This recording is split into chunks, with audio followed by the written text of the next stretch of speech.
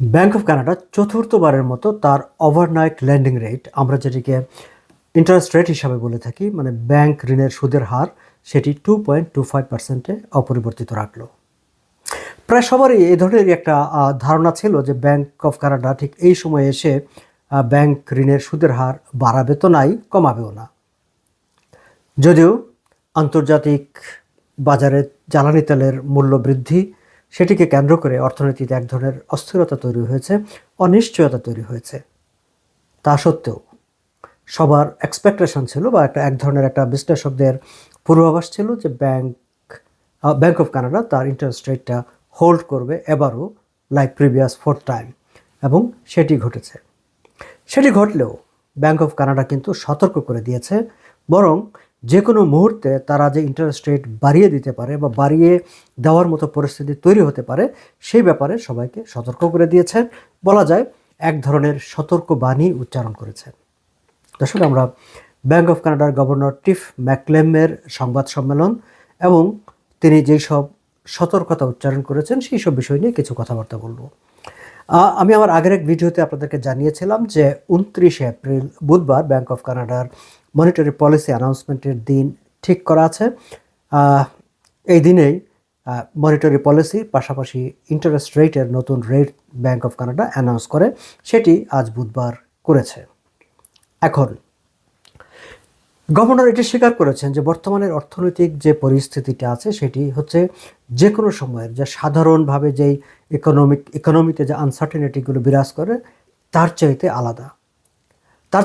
এই কারণে গভর্নর টিফ ম্যাকলেম বলছেন যে যদি একটা ইকোনমিক ক্রাইসিস কতগুলো সেট ক্রাইটেরিয়া দিয়ে, মানে আপনার অসুস্থতাটা কি, আপনার কী কী লক্ষণ আপনার আছে, সেই লক্ষণগুলি ধরে ধরে এক ধরনের একটা অ্যানালাইসিস করা যায়, এবং অ্যানালাইসিস করে তার একটা মানে প্রেসক্রিপশন করা যায় যে ঠিক আছে, ইকোনমিতে এখন এই ক্রাইসিসটা চলছে, তাহলে এই ক্রাইসিস থেকে কিভাবে বের হয়ে আসা যাবে। কিন্তু এখনকার যে ক্রাইসিসটা, সেই ক্রাইসিসটা যতটা না ইকোনমিক্যাল কম্পোনেন্টের কারণে হচ্ছে, তার চেয়ে বেশি হচ্ছে এটা জিওপলিটিক্যাল। এখন জিওপলিটিক্যাল ক্রাইসিস, জিওপলিটিক্যাল প্রবলেম যেটা ইকোনমিকে ক্রাইসিসে ফেলে দিচ্ছে, সেইটার সলিউশন আসলে ইকোনমিক থিওরি দিয়ে, ইকোনমিক ফর্মুলা দিয়ে বের করাটা কঠিন।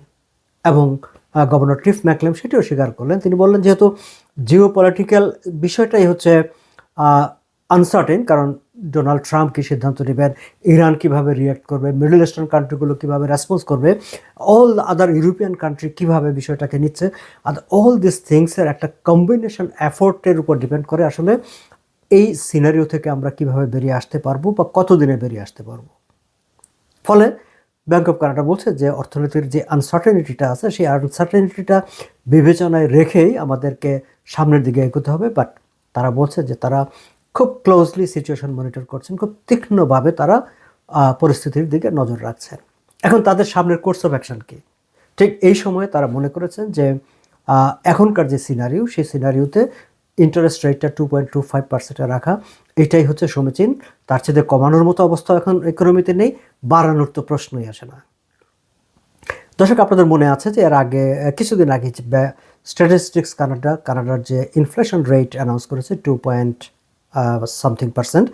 সো সেই জায়গাটায় সেটিকেও কিন্তু তারা 2.2%, সেটিকেও কিন্তু ব্যাংক অফ কানাডা মোটামুটিভাবে এক ধরনের একটা ইউজুয়াল জায়গায় নিয়েছেন, এবং তখনও তাদের দিক থেকে একটা সতর্কতা ছিল যে এর চাইতে যদি বাড়ে তাহলে আমাদেরকে হয়তো এক ধরনের একটা পরিস্থিতি ভিন্নভাবে ভাবতে হতে পারে। এবং আজ যখন এই ইন্টারেস্ট রেটের বা মনিটারি পলিসির অ্যানাউন্সমেন্টটা হয়, তখন গভর্নর ঠিক একই কথাগুলো বলেছেন যে আমাদের নজর থাকবে, আমাদের লক্ষ্য থাকবে যে ইন্টারন্যাশনাল মার্কেটে এনার্জি প্রাইসটা, জ্বালানি তেলের দাম, এটা ঠিক কিভাবে আছে, মানে এখন যে অবস্থা আছে তার থেকে বাড়তে শুরু করে কিনা, এবং যদি বাড়তে শুরু করে তাহলে সেই বাড়তিটা কতটুকু বাড়লো, এবং সেই একটা এলিভেটেড সিচুয়েশনটা কতদিন স্টে করলো। ধরেন আপনি বাড়লো, বেড়ে আবার নেমে আসলো, আবার বাড়লো, that is something okay, that can consider it. But তেলের দামটা বাড়লো, বাড়ার পরে সেই জায়গাটায় স্থির থাকলো, বরং আবার বাড়লো, আবার স্থির থাকলো, কিন্তু কমলো না, that is something bank of Canada মনে করছে যে তাদের জন্য ম্যাটার অফ কনসার্ন। কারণ ওরকম একটা পরিস্থিতিতে এই যে ঊর্ধ্ব মূল্যটা জ্বালানি তেলের, সেটা কেবলমাত্র জ্বালানি তেলে থাকে না, তখন আদার যে কম্পোনেন্টগুলো আছে, আদার যে প্রোডাক্টগুলো আছে, সেই প্রোডাক্টে, কারণ জ্বালানি তেলের সঙ্গে তো পরিবহনের সঙ্গে খাদ্যপণ্যের সঙ্গে আদার প্রোডাক্ট সব কিছুর একটা সম্পর্ক আছে। ফলে তেলের দামের ঊর্ধ্বগতিটা যদি একটু লঙ্গার টাইম একটা জায়গায় অবস্থান করতে থাকে বা বাড়তি মুখে থাকে, তখন আদার কম্পোনেন্টগুলোর প্রাইসে ইম্প্যাক্ট করে, তখন ইনফ্লেশনটা আসলে তখন একটা জাম্প আপ করতে থাকে। এবং যদি সেই পরিস্থিতি তৈরি হয়, ব্যাংক অফ কানাডা বলে দিচ্ছে then we have to intervene.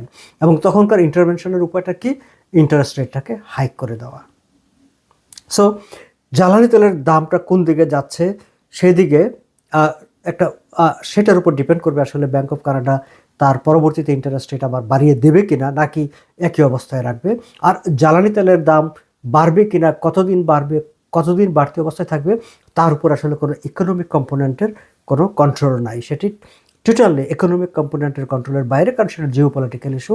Iran, America, other middle eastern country, তাদের মধ্যকার অবস্থানটা কোথায় দাঁড়ায় তার উপর ডিপেন্ড করবে। আবার এর উপর আরও একটা ফ্যাক্টর আছে। সেই ফ্যাক্টরটা হচ্ছে, আপনারা জানেন যে আমেরিকার সঙ্গে আমেরিকা, কানাডা, মেক্সিকোর যে একটা ফ্রি ট্রেড এগ্রিমেন্ট, তার নেগোসিয়েশনের প্রস্তুতি এখন চলছে। ইতিমধ্যে আমরা দেখেছি যে মার্ক কার্নি বেশ গরম গরম কথাবার্তা বলেছেন, আমেরিকার দিক থেকেও গরম গরম কথাবার্তা বলা হচ্ছে। মানে একটা আলোচনা শুরু হওয়ার আগেই এক ধরনের ওয়ার্ম আপ, মানে ঝগড়াঝাটির কী বলে, একটা লড়াইয়ের একটা ওয়ার্ম আপ শুরু হয়ে গেছে। সেই আলোচনাটা কোন দিকে গড়ায়, সাকসেসফুলি নেগোসিয়েশনটা হয় কি না, নাকি নেগোসিয়েশনটা কোনো ধরনের ডিসরাপশন হয়, তার উপরও কিন্তু ডিপেন্ড করবে যে কানাডার ইকোনমিতে তার ইম্প্যাক্টটা কি হবে।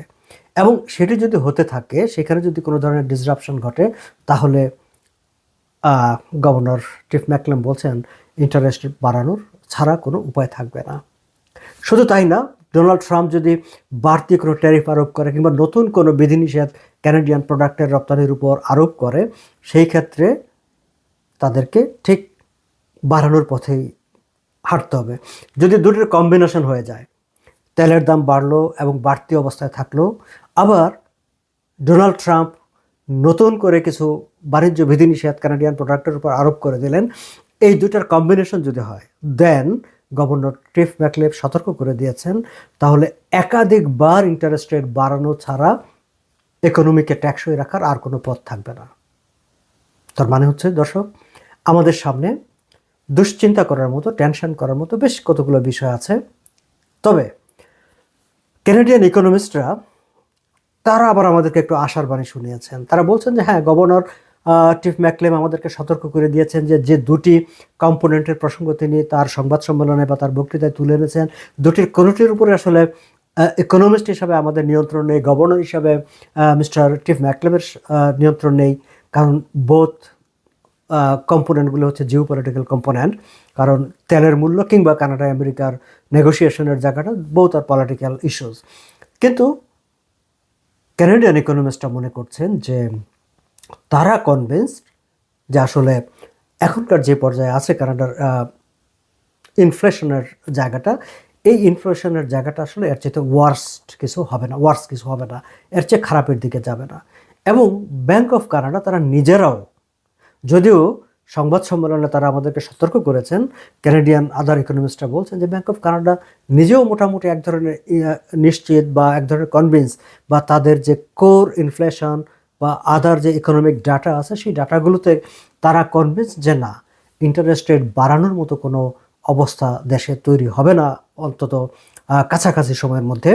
ফলে তারা সতর্ক করলে আমরা সতর্ক থাকবো, কিন্তু আমরা খুব বেশি উদ্বিগ্ন হব না। দর্শক, এই হচ্ছে সামগ্রিকভাবে অর্থনৈতিক পরিস্থিতি নিয়ে আজকে কথা বললাম। যদিও বেশ কতগুলো গুরুত্বপূর্ণ বিষয় আছে কথা বলবার, নিশ্চয়ই সামনের দিনগুলোতে কথাবার্তা বলবো। ইতিমধ্যে কার্নি সরকার তার স্প্রিং ইকোনমিক আপডেট ঘোষণা করেছেন, এবং স্প্রিং ইকোনমিক আপডেটে পজিটিভ দিক যেমন আছে, বেশ কতগুলো যে ডেফিসিট, মানে নভেম্বরের বাজেটে যেটি প্রজেকশন করা হয়েছিল তার চেয়ে এবারের প্রজেকশনে অনেক কম দেখানো হয়েছে। কিন্তু এর বাইরে ভিতরে অনেক কিছু বিষয় আছে, যে বিষয়গুলো নাগরিক হিসেবে আসলে আমাদের জানা দরকার। শুধু জানাই দরকার না, সেগুলো নিয়ে আমাদের কথা বলবারও আছে। সামনের দিনগুলোতে সেগুলো নিয়ে আপনাদের সঙ্গে কথা বলবো। ভালো থাকবেন সবাই।